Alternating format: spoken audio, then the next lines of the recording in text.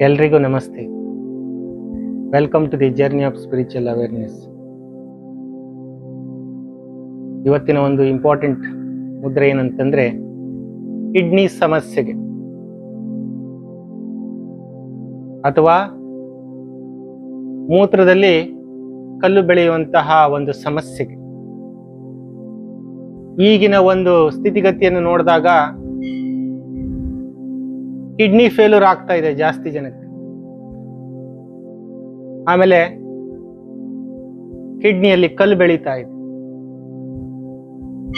ಸಣ್ಣವರಿಂದ ಹಿಡಿದು ದೊಡ್ಡವ್ರ ತನಕ ಈ ಪ್ರಾಬ್ಲಮ್ಸ್ ಜಾಸ್ತಿ ಶುರು ಆಗ್ತಾ ಇದೆ. 2020 ನಂತರ ಈ ಕಿಡ್ನಿ ಫೇಲ್ಯೂರ್ ಆಗುವಂಥದ್ದು, ಕಿಡ್ನಿಯಲ್ಲಿ ಕಲ್ಲು ಬೆಳೆಯುವಂಥದ್ದು ಅಥವಾ ಬ್ಲಡರಲ್ಲಿ ಮೂತ್ರ ಸರಿಯಾಗಿ ಆಗದೆ ಇರುವಂಥದ್ದು ಸಮಸ್ಯೆಗಳು ಈಗ ಜಾಸ್ತಿ ಆಗ್ತಾ ಇದೆ.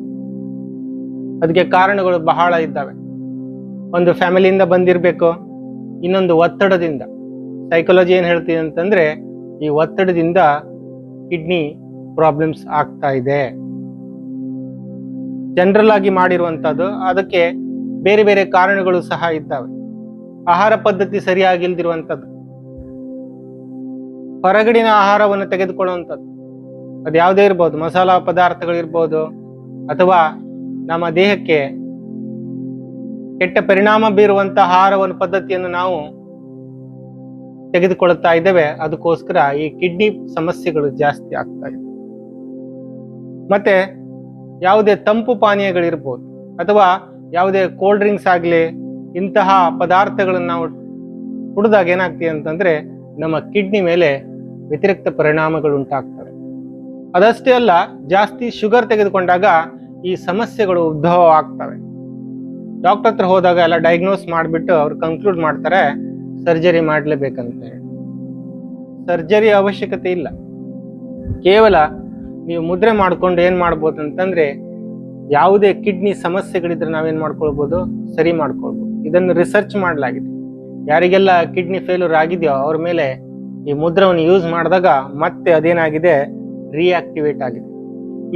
ಈವನ್ ಕಿಡ್ನಿಯಲ್ಲಿ ಕಲ್ಲು ಬೆಳೆದಾಗ್ಲೂ ಸಹ ಈ ಮುದ್ರವನ್ನು ಮಾಡಿದಾಗ ಅದು ಪೂರ್ತಿಯಾಗಿ ಕರಗಿ ಹೋಗಿದ ಉದಾಹರಣೆಗಳಿದ್ದಾವೆ.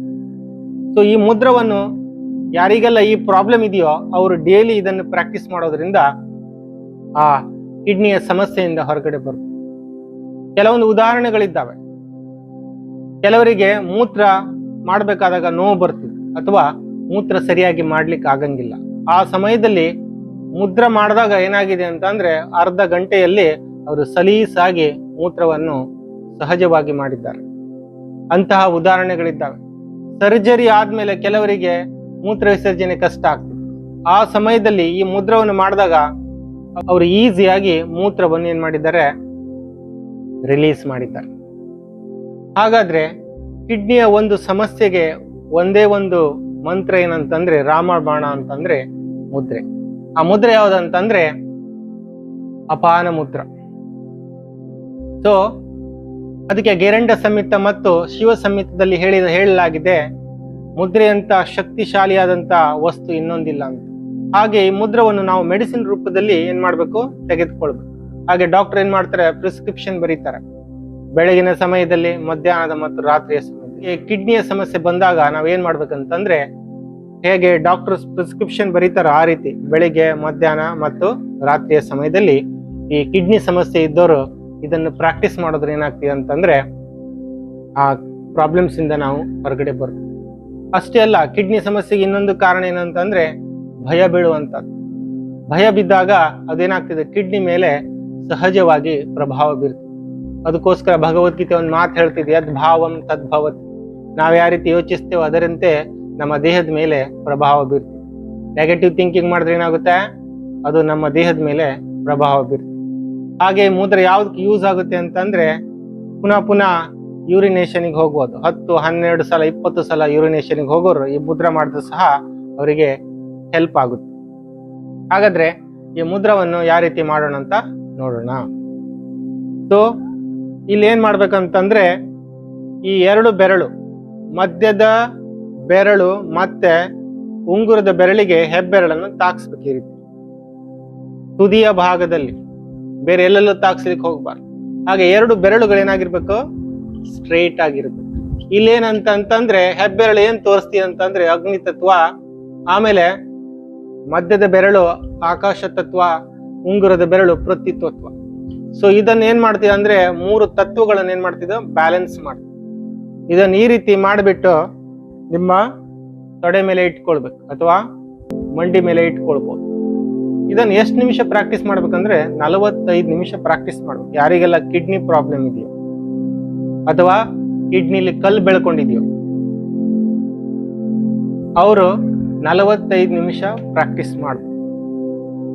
ಇದನ್ನು ಸುಖಾಸನದಲ್ಲಿ ಮಾಡ್ಬೋದು, ವಜ್ರಾಸನದಲ್ಲಿ ಮಾಡ್ಬೋದು, ಪದ್ಮಾಸನದಲ್ಲೂ ಸಹ ಮಾಡ್ಬೋದು.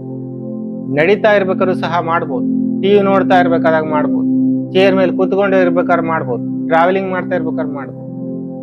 ಒಂದ್ ಇಂಪಾರ್ಟೆಂಟ್ ವಿಷಯ ಏನಂತಂದ್ರೆ ಇದನ್ನು ರೆಗ್ಯುಲರ್ ಆಗಿ ಪ್ರಾಕ್ಟೀಸ್ ಮಾಡ್ಬೋದು.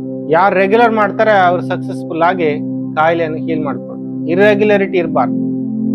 ಡೈಲಿ ಪ್ರಾಕ್ಟೀಸ್ ಮಾಡೋದ್ರಿಂದ ಏನಾಗ್ತದೆ ಅಂತಂದ್ರೆ ಅದು ಒಂದು ಮೆಡಿಸಿನ್ ರೂಪದಲ್ಲಿ ಕೆಲಸ ಮಾಡ್ತದೆ.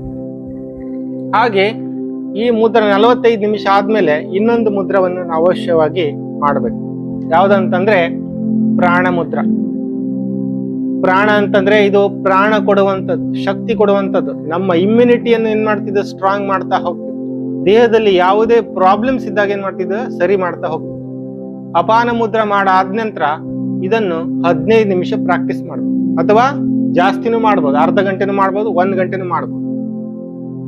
ಅಟ್ಲೀಸ್ಟ್ ಒಂದು 15 ನಿಮಿಷ ಇದನ್ನು ಪ್ರಾಕ್ಟೀಸ್ ಮಾಡ್ಬೇಕು. ಅಪಾನ ಮುದ್ರ ಮಾಡಾದ ನಂತರ ಇದೇನ್ ಮಾಡ್ತಿದ್ದ ಕಿಡ್ನಿಯ ಸಮಸ್ಯೆಗಳು ಯಾವುದೇ ಇದ್ರು, ಪ್ಯಾಂಕ್ರಿಯಾಸ್ ಅಂತ ಇರ್ಬೋದು, ಡಯಾಬಿಟಿಕ್ ಇರ್ಬೋದು, ಎಲ್ಲದಕ್ಕೂ ಸಹ ಇದೇನಾಗ್ತದೆ ಹೆಲ್ಪ್ ಆಗ್ತದೆ. ಮತ್ತೆ ಪುನಃ ಯೂರಿನೇಷನ್ ಹೋಗುವಂತವರಿಗೂ ಸಹ ಇದೇನಾಗ್ತದೆ ಹೆಲ್ಪ್ ಆಗ್ತದೆ. ಇಮ್ಯುನಿಟಿಯನ್ನು ಬಹಳ ಡೆವಲಪ್ ಮಾಡ್ತಾ ಹೋಗುತ್ತೆ. ಅಪಾನ ಮುದ್ರ ಆದ ನಂತರ ಇದು 15 ನಿಮಿಷ ಪ್ರಾಕ್ಟೀಸ್ ಮಾಡೋದು. ಈ ರೀತಿ ಸುಖಾಸನ ಕೂತ್ಕೊಳ್ಬಹುದು, ವಜ್ರಾಸನ ಅಥವಾ ಪದ್ಮಾಸನ.